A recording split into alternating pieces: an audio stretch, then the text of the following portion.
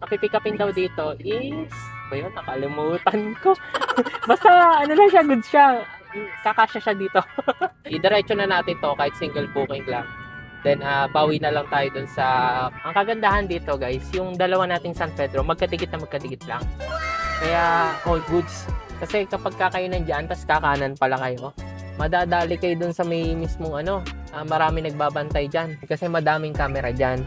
Marami na akong nakita na dito sila luminya, pero kalagitnaan, kakanan pala, bandang dun sa may Quezon Avenue, bigla silang nahuli. Kaya make sure.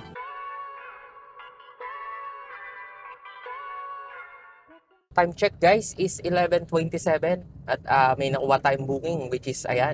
Alam ko na ipipick up in dito.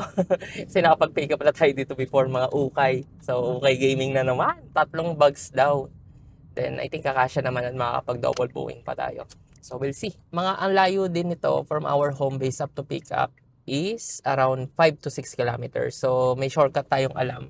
Kaya doon tayo sa shortcut naman. Kasi taga dito tayo. Kaya may mga alam-alam tayong shortcut na hindi tinuturo ni Waze pag kinilik natin.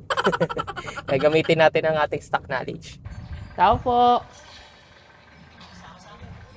Tao po!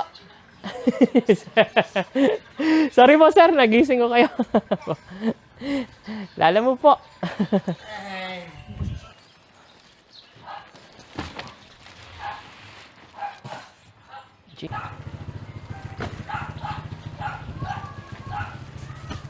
Tatlo lang daw sir.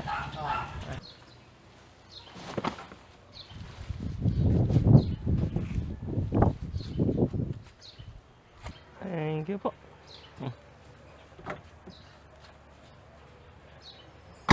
So time check guys is 11:55. Natapos na natin tong booking natin na to. So as of now, wala pa rin tayo nakukuhang pangsabay. Aray ko. Wait na lang tayo, sana meron tayong makuha. So guys, time check is 1:27. As of now, wala pa rin tayo nakukuhang booking. May lumalabas naman, kaso hindi na pupunta sa atin.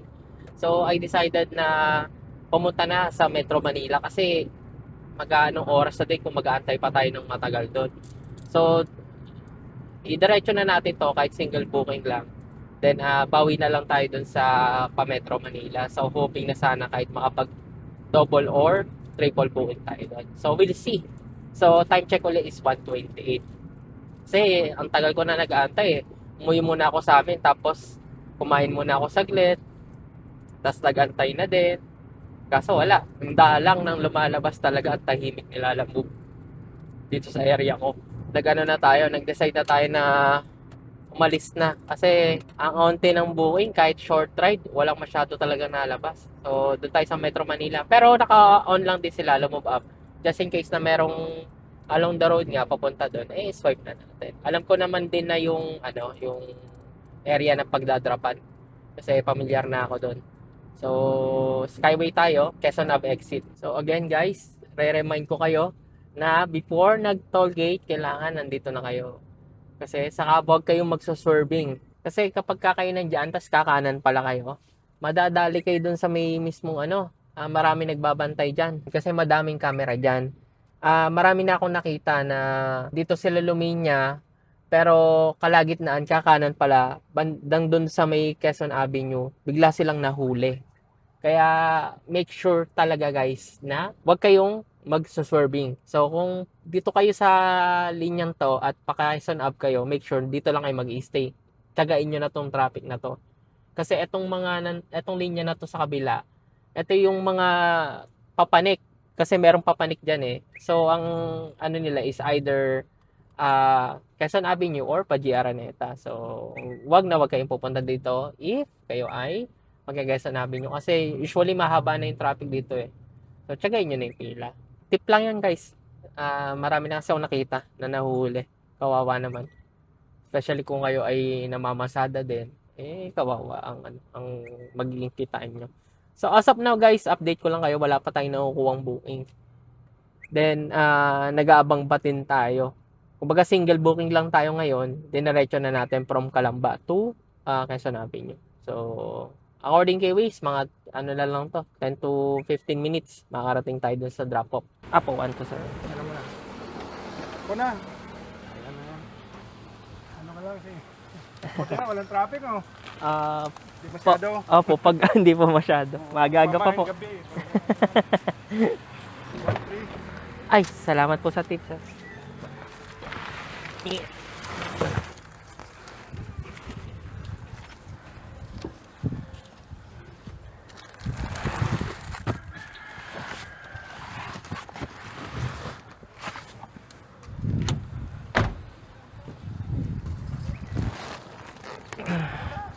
Sige po, talawan ka na po kayo. Thank you, ah. Sige po, thank you po. Ingat, thank you. Okay po. Time check is 2:40. Natapos na natin tong booking natin na to. So may nakuha tayong booking. So lipa ang drop off, which is ayan. According kay Waze is 4 kilometers. So pwede na. Mga documents daw ang pipick upin. So check natin later kung ano ba talaga. Documents like mga flyers pala. Sorry. Proceed na natin to at para makadami tayo. Kailangan natin pick upin na agad. So time check ulit is 2:40. Let's go! Usod ko lang po baka mag-slide po. Okay. Thank you din po.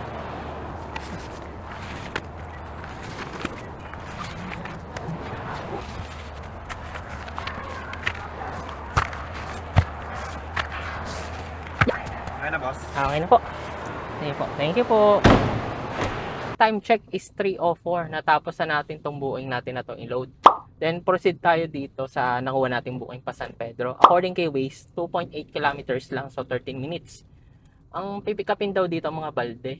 Proceed na tayo dito kasi sabi ni customer hanggang 5 lang daw, something like that. Parang ang pagkakaintindi ko sa last conversation namin is pwede namang mag-extend, kaso nga lang kailangan sabihan ko siya para merong maiwanang tao. So mga balde daw na I don't know kung ano. 18.9 liters lang naman isang balde. 18.9 liters. Okay po. Sa unahan na lang po isa. Kaya po ba sa baba?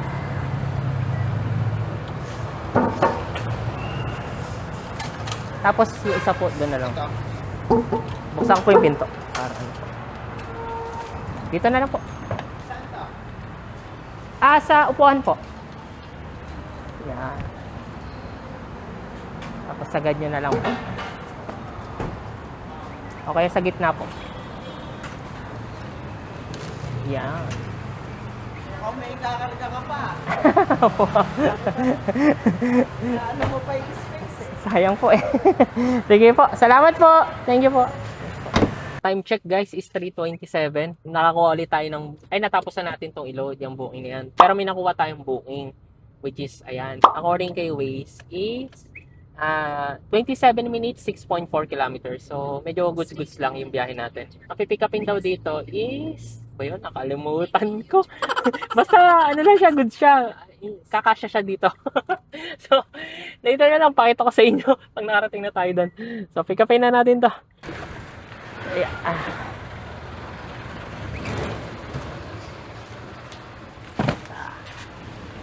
Kuya, meron pa po.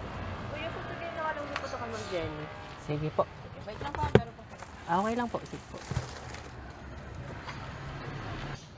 Sir, medyo mabigat lang. Saan pwede ilagay ito? Sige po. Kahit tatabi na lang po. Sagad nyo na lang po. Ayan. Okay na po, thank you po. Thank you po. Thank you po. So guys, time check is anong oras na? 4:03. Natapos na natin tong i-load. Then, proceed tayo dun sa may una nating drop-off na San Pedro. Pero Santa Monica ata ang pangalan. Santa Mesa Heights ang pick-up. Then after nun, doon naman sa isang San Pedro.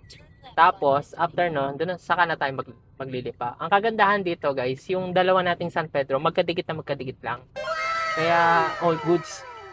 Kumbaga, ang layo nila. Na-check ko inaanalyze ko mabuti yung si Kuya, kamunti ka na mabangga. Inaanalyze ko mabuti yung drop-off. Then, ayun nga, found out na magkalapit lang talaga. So, yan. Maganda yung nakuha natin buong na San Pedro. So, proceed tayo doon. According kay Waze is 42 kilometers, 1 hour and 9 minutes. So, 5:12 makakarating tayo doon. Time check ulit is 4:03. So, medyo traffic na din. Maganda na rin yung paalis natin kahit papaano. So, share ko na nga din pala, dito sa Metro Manila, kapag ka kayo naglalala move, especially kung before lunch o after lunch kayo nalabas, sobrang tirik ng araw. So, magdadala kayo lagi ng sunshade sa katulad dito. Usually, hindi ko nasusuot naalala ko lang kasi dito lang nasa gilid. So, share ko na din sa inyo yung gamit ko. Ayan, Sunnies yan. I think magti 3 to 4 years ko na gamit to. So far, okay naman.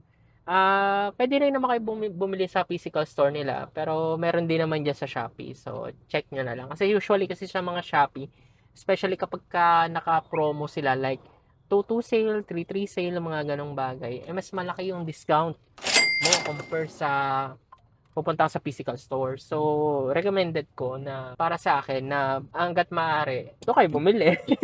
Para mas makatipid kayo. Kasi kung gusto niyo namang matouch, ma-feel, pwede rin naman doon. So, may choices kayo. So, yun, sineshare ko lang din sa inyo. Ayan yung gamit ko. Actually, naupuan ko to, kaya merong crack. Ang ginawa ko, dinikitan ko lang. Naupuan ko siya. Nalagay ko dito. So, gumagana pa din. Ang tibay nga nito, naupuan ko yung lens. Mayroon pang meron pang patalastas. Yung mga usually naman sineshare ko sa inyo guys, ito ay ginagamit ko din na kumbaga very useful para sa side ko ha. So kung wala pa kayong sunglasses, ay bumili kayo kasi lalo na kung naglalala mo pa, iwas labo ng mata or damage ng mata natin kasi ito yung talagang puhunan natin eh. Itong pagdadrive. So ang pinaka the best way talaga is maprotektahan natin siya kahit papaano. Ito po. Isa lang. Dalawa. Dalawa. Tatlo po. Teka lang. Tatlo. Apo, tatlo po. Teka lang po. Nandito po isa. Yeah.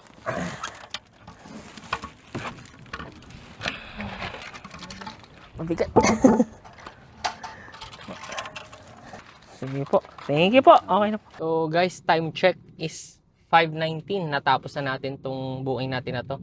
Ang ganda ng buuing natin guys kasi dito din sa subdivision na to ang drop off according kay Waze 2 kilometers yung buuing natin na next na San Pedro. So all goods. So drop na natin tong mga lubid. Ayan. Hindi ko po alam eh. Lubid po itong isa. Tapos itong nakabox, selyado po eh.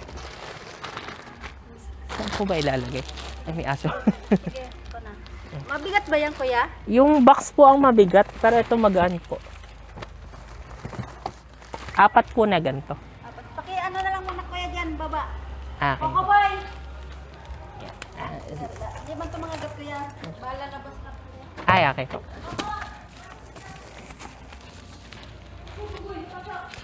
Yeah.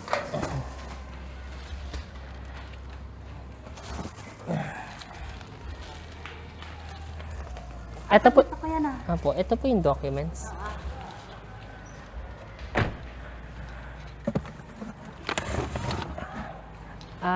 Pasagad na lang. Mabigat po kasi itong isa. Kuya, dyan lang. Hanggang dyan lang. Yeah.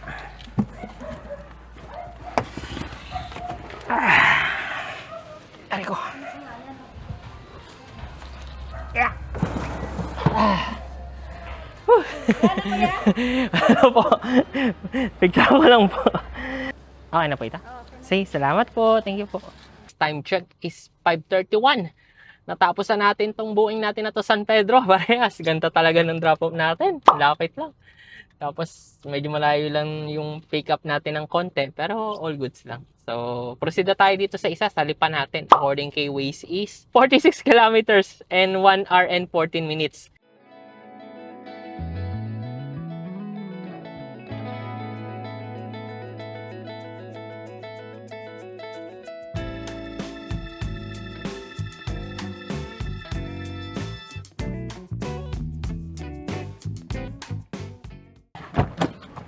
Good evening po.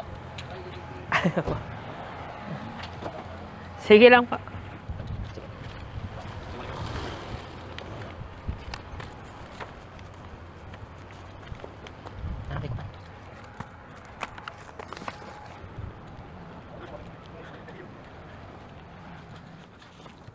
Sige po. Thank you po, thank you po. Antay ko lang talaga kayo kasi baka mahirapan kayo makipag-coordinate Ay, sige. Thank you po, thank you po. Time check guys is 6:51. Natapos na natin tong i-load. So as of now, wala na tayong booking.